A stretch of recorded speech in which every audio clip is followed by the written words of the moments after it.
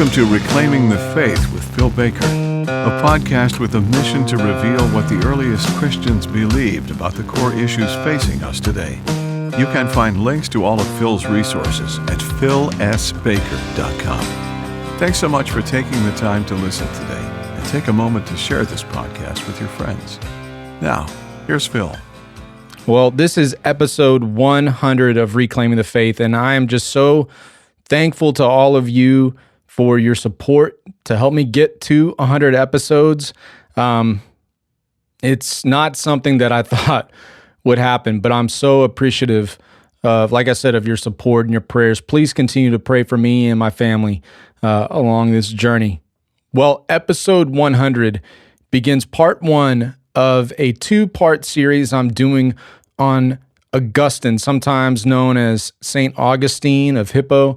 I'm just going to call him Augustine, all right? And it's comparing what Augustine taught to what the earliest Christians taught. And one of the things you're going to find out is at the beginning of his ministry, he sounded like an early Christian, and then something changed around the year 411, 412 that caused him to sound like the people the early Christians called heretics. So it's going to be an interesting journey. Well, if this episode is a blessing to you, please consider leaving a positive rating and review on my iTunes channel, Reclaiming the Faith. Also, go check out my website, philsbaker.com, where you can find links to all of my music, my book, the blog, Patreon, all of that stuff.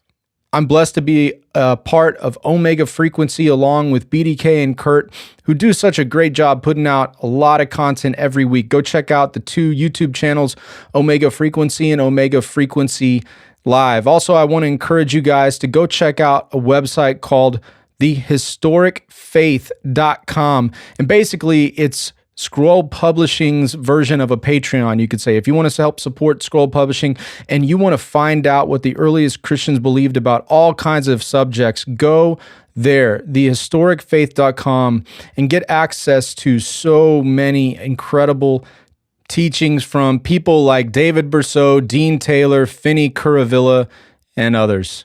All right, well, without any further ado, let's get episode 100 rolling.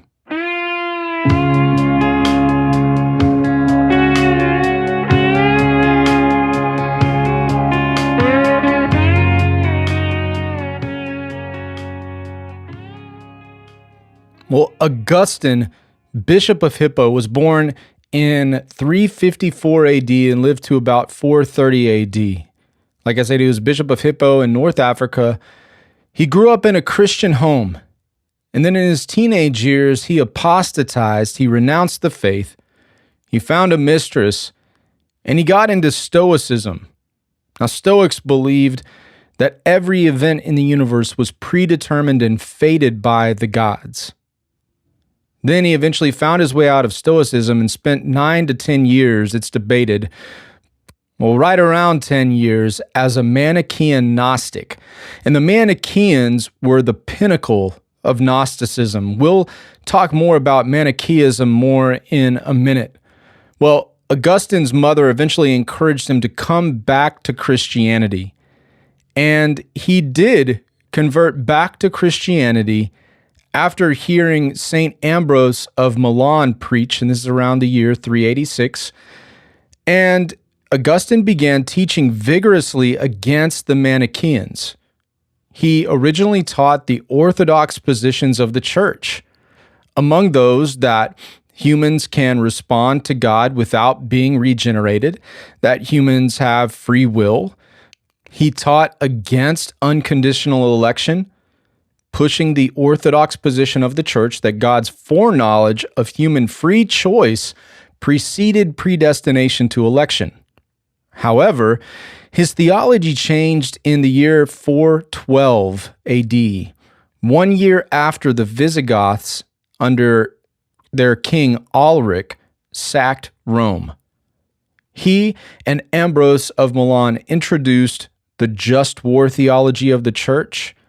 He then began to champion original guilt, not just original sin, Also, after 412, he promoted the torture and execution of people deemed heretics, even though he was the one now promoting several doctrines that the early Christians called heresies.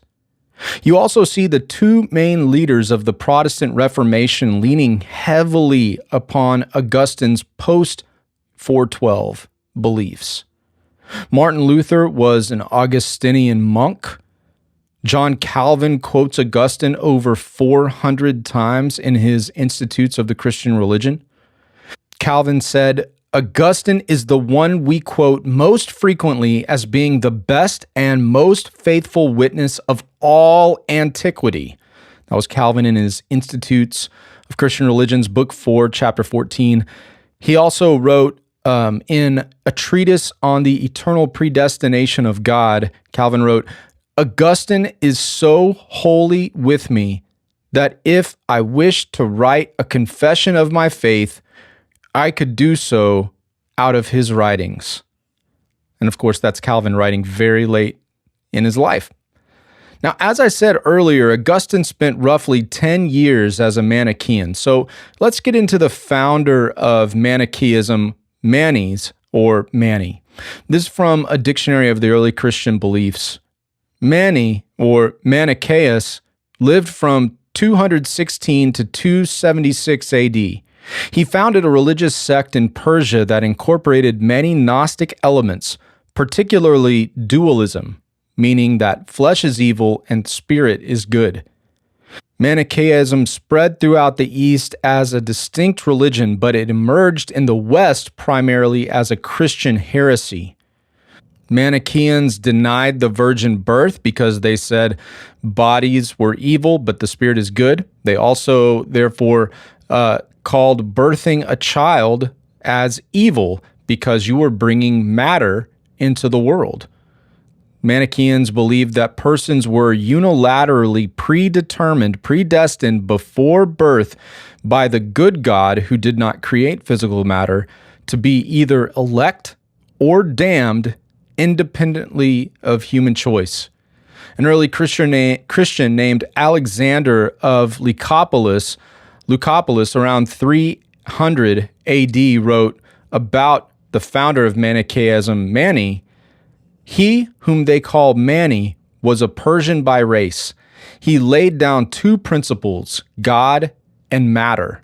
He called God good, and matter he declared to be evil. Speaking of Jesus, they do acknowledge Christ also, but they say that it only appeared that the divine virtue in matter was affixed to the cross. They say that he himself did not undergo this punishment since it was impossible to suffer this. So he's backing up some Docetism there.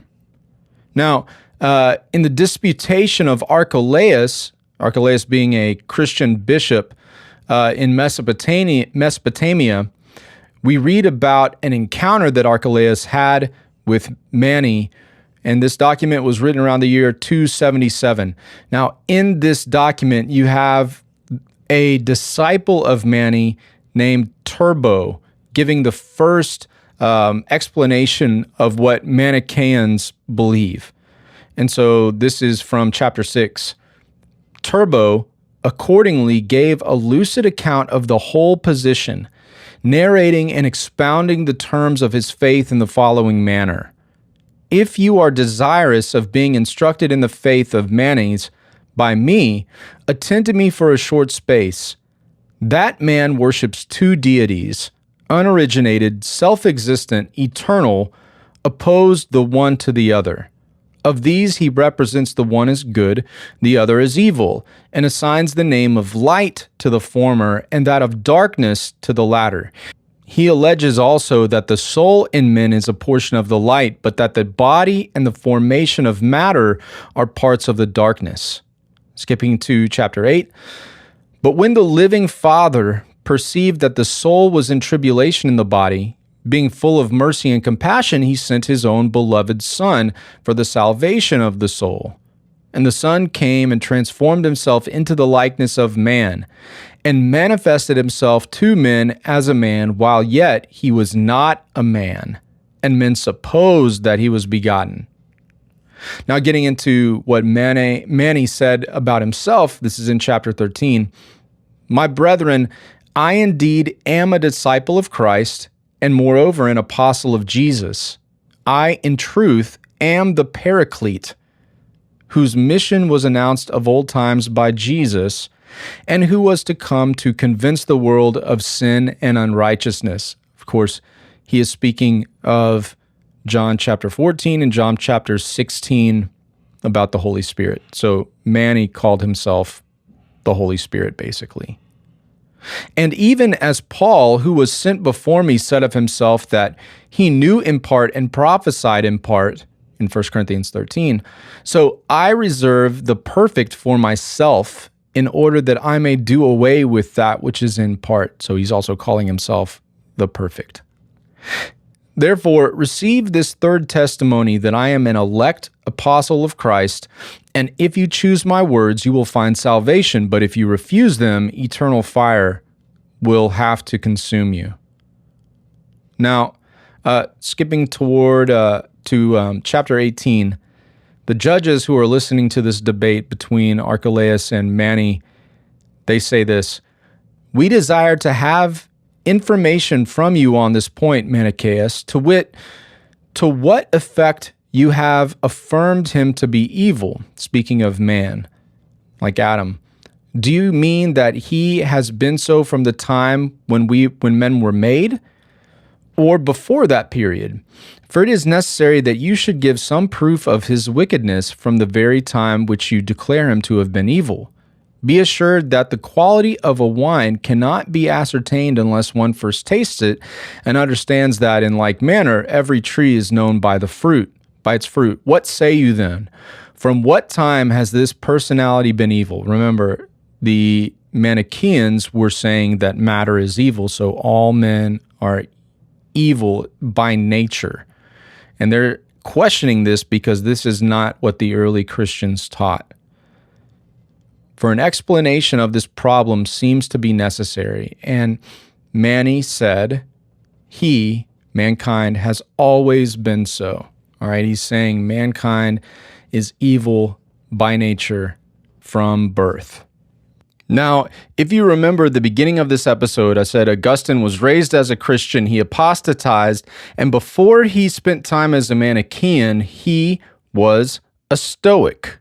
Stoicism was a form of philosophy founded by Zeno and Chrysippus in the late 3rd century BC in Athens. Stoics, also like Manichaeans, believed that all things are predestined. Zeno taught the Stoic acceptance of fate. In Zeno's formulation, faith is nothing more than what happens, happens, and there's no point in complaining about it. Dr. Ken Wilson, an expert on Augustine, writes in his book, The Augustinian Foundations of Calvinism, that 3rd century Stoic philosopher Chrysippus taught that human actions are fated because, 1, our character is caused or fated from external influences upon us. 2, our character causes or fates what we decide. And 3, our moral culpability exists because we decide. Thus, Chrysippus demands moral culpability for a person despite him or her being controlled by fated assent from fated character due to fated external causes. This means Stoicism's strict determinism was hidden within a mere facade of free will. See, they were saying, yeah, you have free will. But this facade was non-free free will, or basically free will that has been fated free will, which is an oxymoron. Very similar to how some Calvinists argue that we are free because we are doing what we desire. But what often gets omitted by many of these people is that God has already determined, in their opinion, God has already determined our desires. So to this type of Calvinist, even though we are the ones making our choices according to our desires, God is the one who has determined what we desire. Thus, you have non-free free will, or fated free will, which is a Stoic version of free will. Hippolytus, who was the disciple of Irenaeus, a disciple of Polycarp, who's a disciple of John, wrote this about Stoics in his refutation against all heresies. This is in chapter 18. He writes, "The Stoics, their superiority in logic, fatalists, their doctrine of conflagrations. The Stoics, both Chrysippus and Zeno, supposed God to be the one originating principle of all things, being a body of the utmost refinement, and that his providential care pervaded everything, and these speculators were positive about the existence of fate everywhere, employing some such example as the following, that just as a dog, supposing him attached to a car, if indeed he is disposed to follow, both is drawn or follows voluntarily, making an exercise also of free power in combination with necessity, that is fate. But if he may not be disposed to follow, he will altogether be coerced to do so. And the same, of course, holds good in the case of men, for though not willing to follow, they will altogether be compelled to enter upon what has been decreed for them." So these Stoics are saying, you have free will to do what has been determined for you. You have no choice in terms of getting where God has chosen before all the gods have chosen before all time for you to do. And you can either get there the easy way or the hard way. Now, Augustine, remember, he converted to Christianity in 386. And from 386 to 395, Augustine originally taught against fate and against unconditional election and against irresistible grace. All right? This is Augustine writing in his work on true religion around the year 389 to 391. He writes, "But miserable friends could be masters of this world if they were willing to be the sons of God, for God has given them the power to become his sons." This is very much like what the early Christians taught, that we are the cause of becoming either wheat or chaff. God has given people free will, and those who are far off can come near if they draw near by faith to him and by his grace. Augustine wrote a commentary on the book of Romans around the year 394, 395, and he writes about chapter 9, verse 11 through 13, the whole like Jacob I've loved, Esau I've hated, that kind of stuff. And then in like verse 14 and 15, I'm going to have mercy on whom I have mercy, that kind of thing. All right, so listen to his commentary on Romans 9, 11 through 13, the passage that most Calvinism proponents turn to as a clear description of God's determinism, God's, what they would say, sovereignty. Augustine writes, "To continue God's purpose of not choosing by works, but because he calls, before being born and doing something good or bad, he was told, the elder will serve the younger, as it is written, I loved Jacob and I rejected Esau." Now, some are worried about these words, thinking that Paul eliminates the free will of the will, for which we deserve God through good and pious works, and with the evil and impious we offend him. But our answer is that God, by his foreknowledge, knows before he is born what each one will be like. So, God, in his foreknowledge, does not choose works in anyone, which must be a gift of his, but he chooses the faith, to whom he knows in advance that he has to believe. He chooses to give him the Holy Spirit, and by his means, with well-doing, he can also attain eternal life.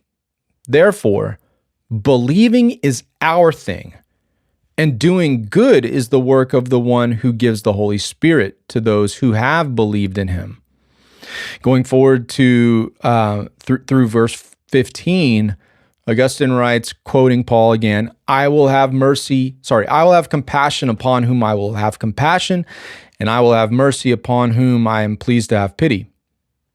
That in God there is no injustice, something that some may object to this.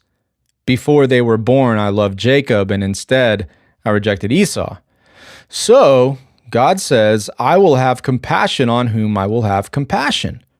First, while we were still sinners, God has compassion on us and called us. And then God has not chosen those who do good, but rather those who believe, to make possible the practice of good. It is up to us to believe and to want, but it is up to God alone to give those who have faith and goodwill and the power to do good by the Holy Spirit, who spreads charity in our hearts to render us merciful.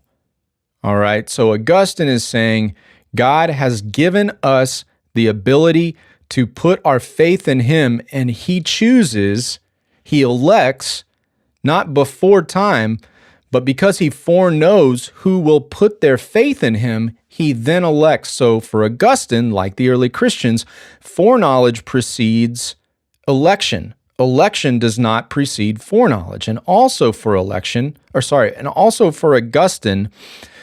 faith precedes regeneration, whereas for the Calvinists, regeneration precedes faith.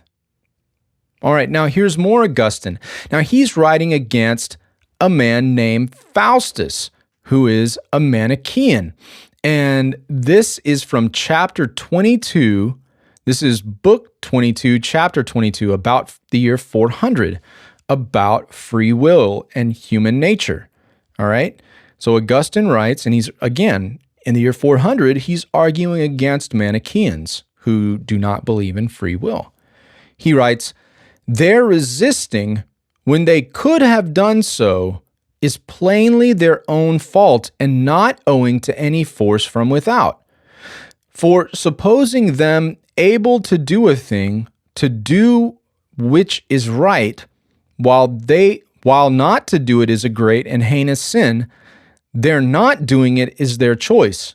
So then, if they choose not to do it, the fault is in their will, not in necessity. So Augustine is saying that we have in our nature the ability to obey God. He continues, the origin of sin is in the will. Therefore, in the will is also the origin of evil, both in the sense of acting against a just precept and in the sense of suffering under a just sentence. There is thus no reason why, in your search for the origin of evil, you should fall into so great an evil as that of calling a nature so rich in good things the nature of evil, and of attributing the terrible evil of necessity to the nature of perfect good before any commixture with evil. The cause of this erroneous belief is your pride, which you need not have unless you choose.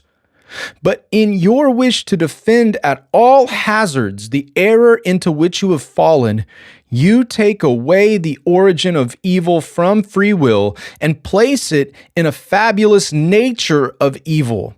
Thus, you come to at last to say that the souls which are to be doomed to eternal confinement in the mass of darkness became enemies to sacred light, not from choice, but by necessity.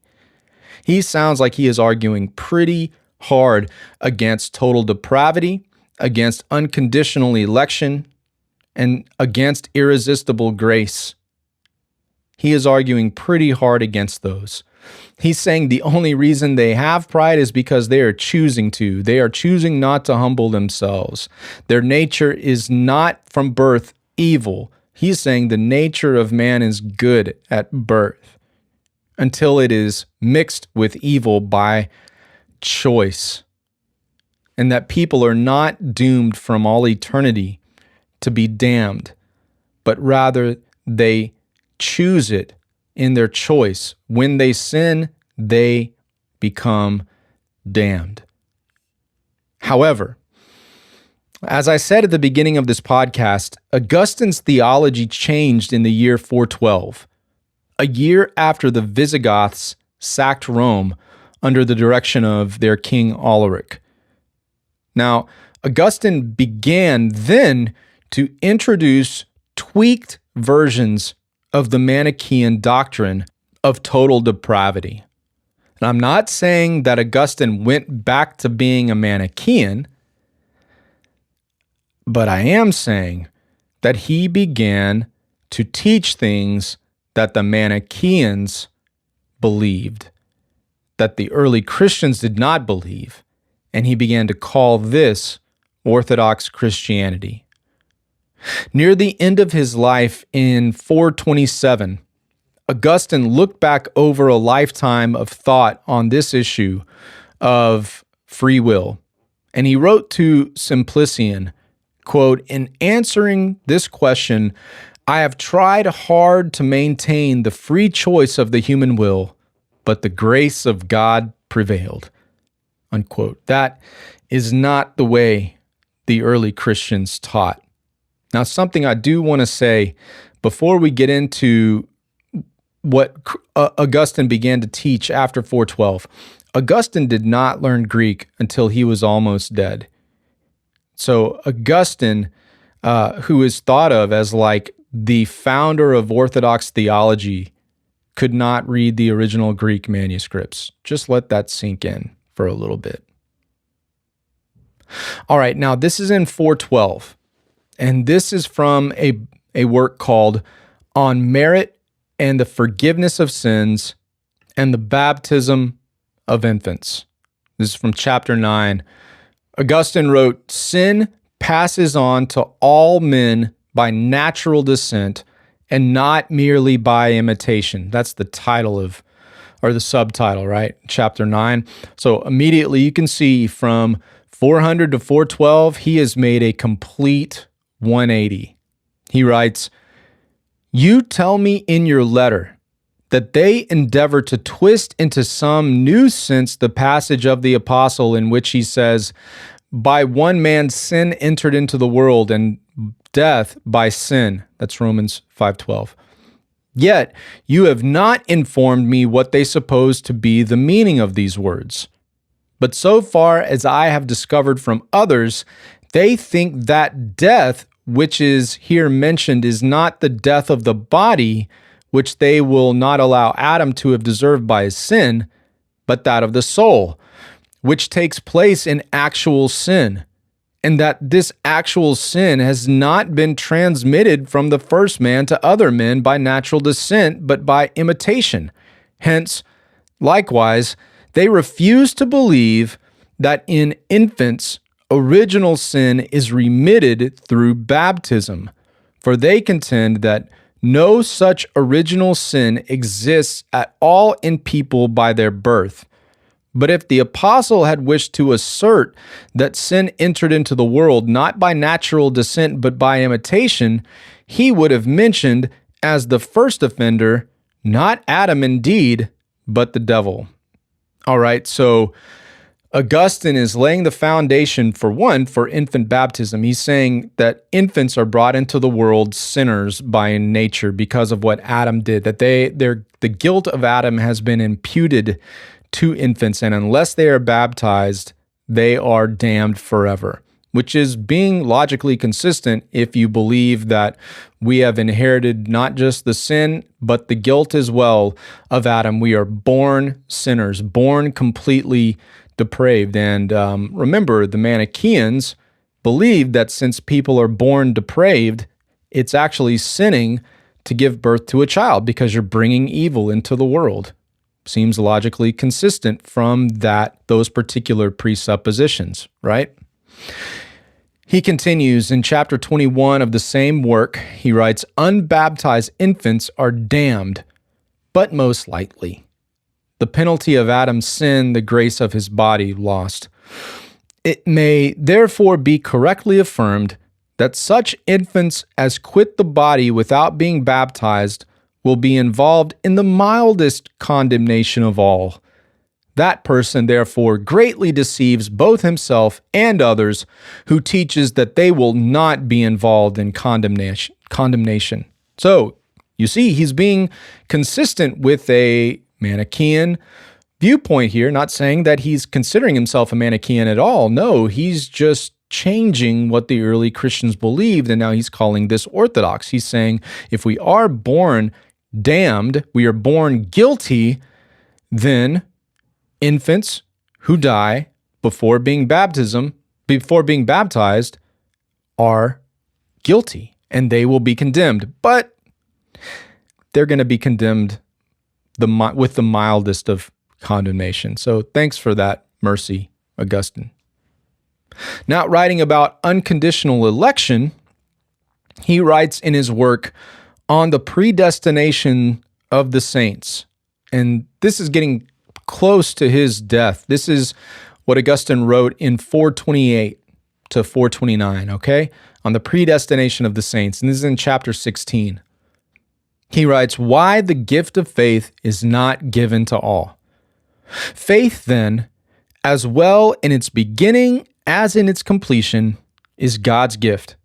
And let no one have any doubt whatever, unless he desires to resist the plainest sacred writings, that this gift is given to some, while to some it is not given. But why is it not given to all? Not to disturb the believer who believes that from one all have gone into condemnation, which undoubtedly is most righteous. So that, even if none were delivered therefrom, there would be no just cause for finding fault with God. Whence it is plain that it is a great grace for many to be delivered, and to acknowledge that those that are not delivered, what would be due to themselves, so that he that glories may glory not in his own merits, which he sees to be equal in those that are condemned, but in the Lord. But why he delivers one rather than the other? His judgments are unsearchable, and his ways are past finding out." Romans 11:33. "For it is better in this case for us to hear or to say, 'O man, who are you that you reply against God?'" That's Romans 9:20. "Than dare to speak as if we could know what he has chosen to be kept secret, since moreover he could not will anything unrighteous." And so you see Calvin pick up the same type of thought in his Institutes when he's talking about the same issue, and he's like, I don't know why God has chosen in his pleasure to save some, and why he's chosen in his pleasure to damn others. It's a mystery. Calvin seems to be referencing this part of Augustine's works as well, which have made a complete 180 again, and about face from what the early Christians taught and from what Augustine himself taught early in his life, when he was saying God has chosen to save those who believe in his Son, and he's elected to damn those who reject his Son.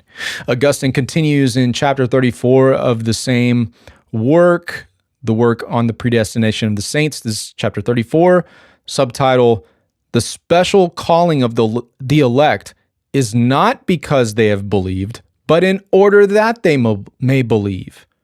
So he is saying they are chosen not because God knew that they would believe, but they are elect so that they believe. And so he is beginning this idea here that regeneration precedes faith, that you're actually saved before you put your faith in Jesus, which the Bible doesn't really seem to say.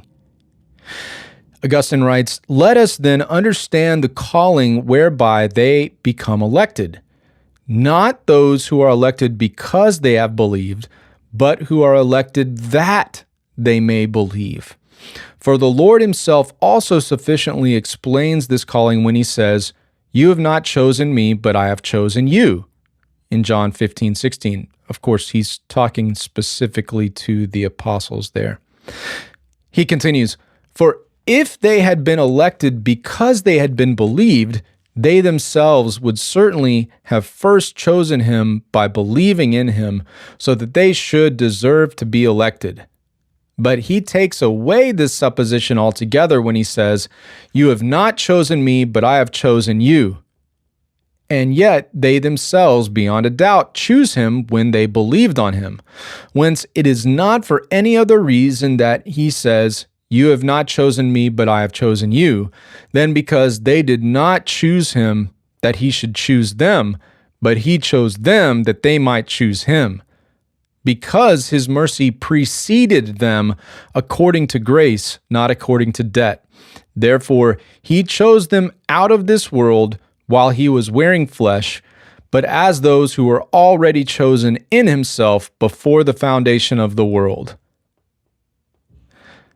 It is not what the early Christians believed. But here's John Calvin, interestingly, talking about that passage in John 15.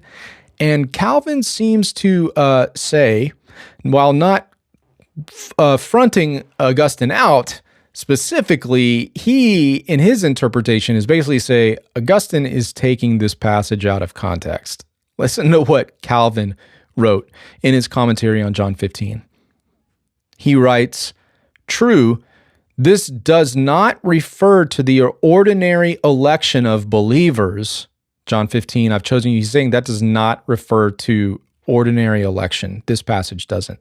"By which they are adopted to be the children of God, but rather to the special election by which he appointed his disciples to the office of preaching the gospel."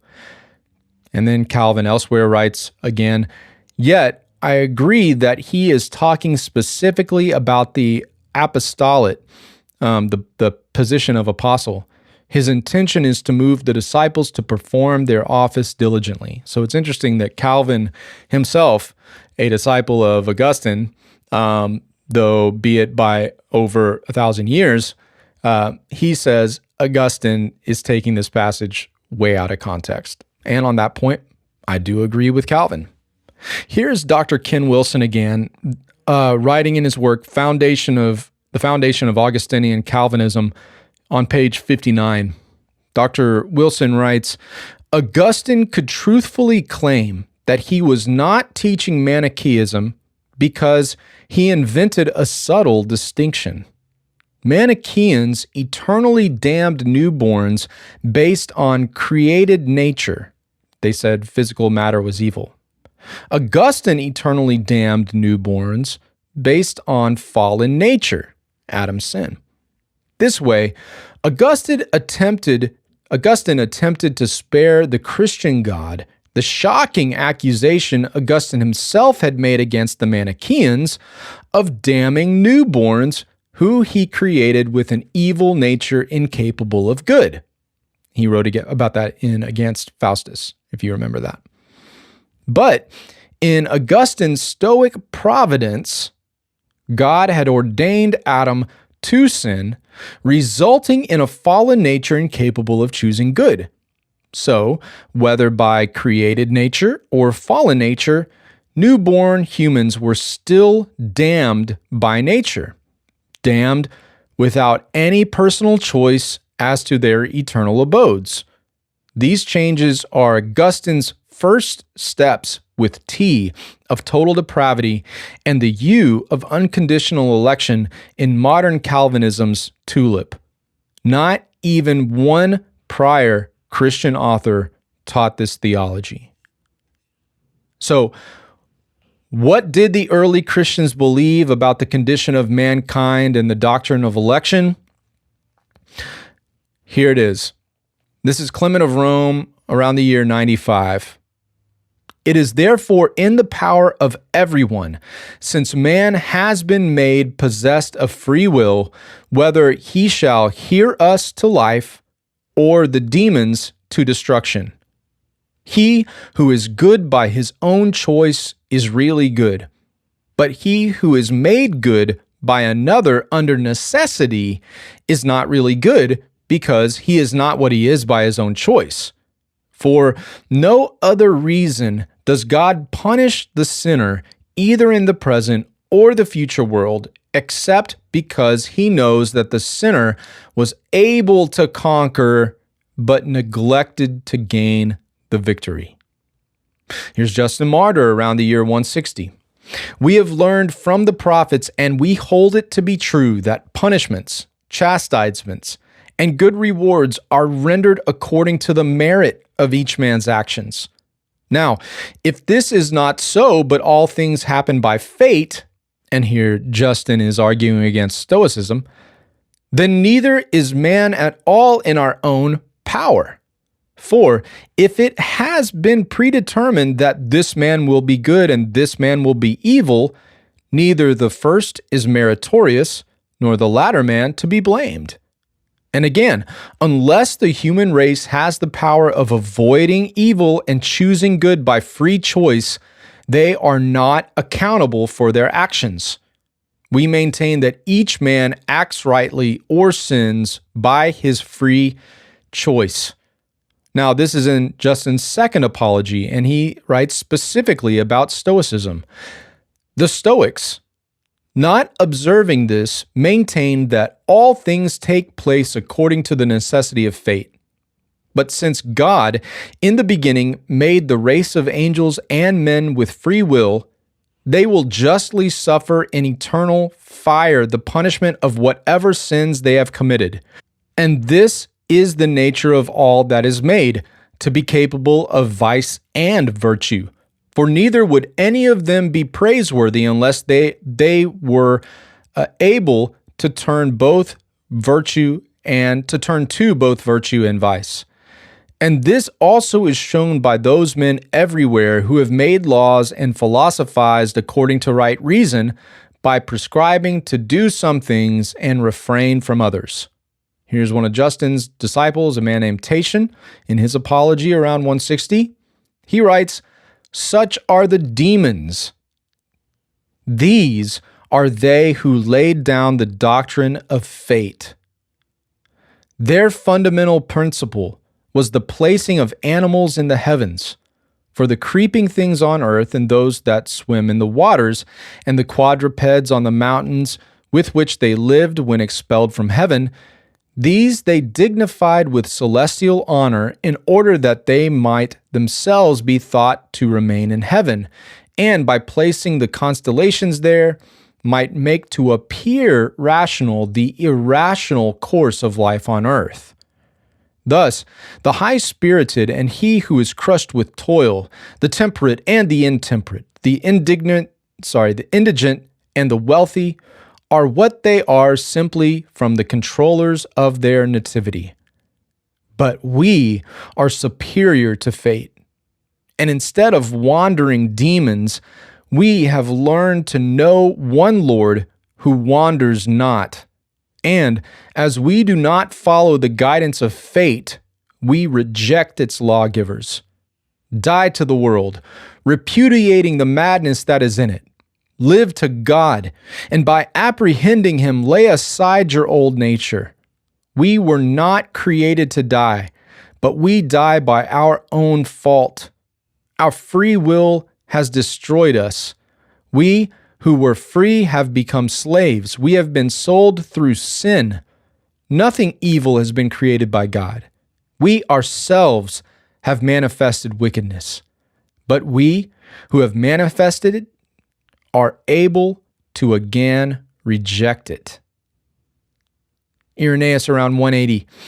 But man, being endowed with reason, and in this respect similar to God, having been made free in his will and with power over himself, is himself his own cause, that sometimes he becomes wheat and sometimes chaff.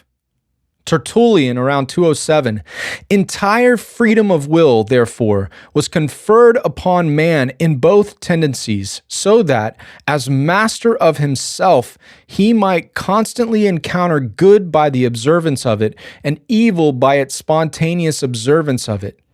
But the recompense for good could not be given to the man who is found to have either been good or evil through necessity, and not by choice. This is Origen, around 225, he says, certain men, talking about the Gnostics, think about the Manichaeans, certain men who hold different opinions misuse these passages. They destroy free will by introducing ruined natures incapable of salvation, and by introducing others as being saved in such a way that they cannot be lost. This is Methodius around the year 290. I do not think that God urges man to obey his commandments, but then deprives him of the power to obey or disobey. He does not give a command in order to take away the power that he has given. Rather, he gives it in order to bestow a better gift, in return for his having rendered obedience to God. I say that man was made with free will. The Son, this is Lactantius in 304. The Son clothed himself with flesh so that the desires of the flesh being subdued, he might teach us that to sin was not the result of necessity, but of man's purpose and will. All right, so let's get to where the rubber meets the road, basically, okay? This is Theophilus, a Christian, writing to Autolycus in 180, and he's writing about the Stoics, all right, these people that teach fate. And he writes, why then do Epicurus and the Stoics teach incest and sodomy, with which doctrines they have filled libraries, so that from boyhood this lawless intercourse is learned? Remember, the Stoics taught fate. So you were fated to live a certain way. This is just what I've been predestined to do. The gods have given me these desires. Who am I to resist these desires? And so they teach sodomy of little boys. You know, it's a pretty good excuse. If you believe in determinism, it's a pretty good excuse when you sin. Well, I wouldn't have done this if I wasn't given these desires to do it. I wouldn't have done this if it wasn't ordained for me to do this. But since it's ordained for me to do this, I might as well do it and have a clear conscience. But that's not what the Bible teaches. Not all things are from God. As we read in 1 John chapter 2, do not love the world, nor the things in the world.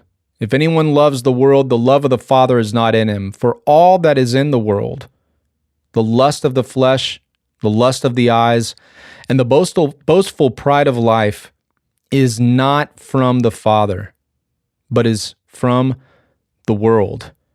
The world is passing away and also its lusts, but the one who does the will of God lives forever. And I just want to close with this one passage, because we have, according to the earliest Christians, been given free will. And so when we do something bad, it is not because it's been fated. It is not God's fault. It's not Adam's fault. It's our fault. And what we do good, we will be rewarded for. What we do bad, we will be punished for. 2 Corinthians chapter 5, verse 9. Therefore, we also have as our ambition, whether at home or absent, to be pleasing to God. For we must all appear before the judgment seat of Christ, so that each one may be recompensed for his deeds in the body according to what he has done, whether good or bad. All right, well, that's the end of part 1, as we talked about what Augustine believed pre-412 about total depravity and free will and election, predestination, that kind of thing.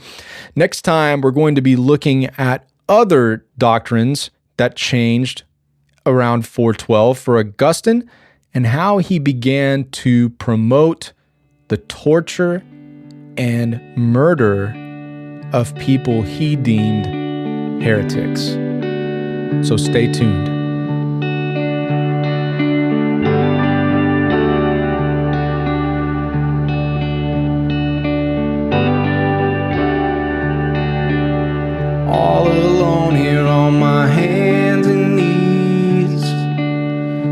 pleading for this cup to pass from me.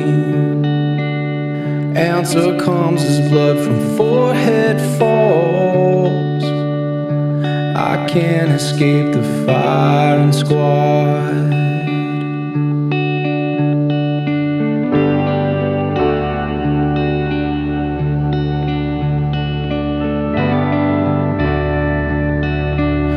Here I am amongst the chains and fits. I always knew that it would come to this. Now if they're gonna have a prayer at all, I can't escape the firing squad. But I'll sing of your great love forevermore.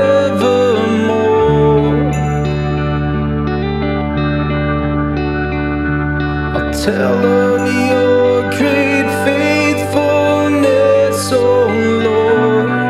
And I am sure, just look around and you can see the flow. They pierce and taunt and they divide my clothes. Their only hope to have a change of heart. I can't escape the firing squad. I ain't running from the firing squad.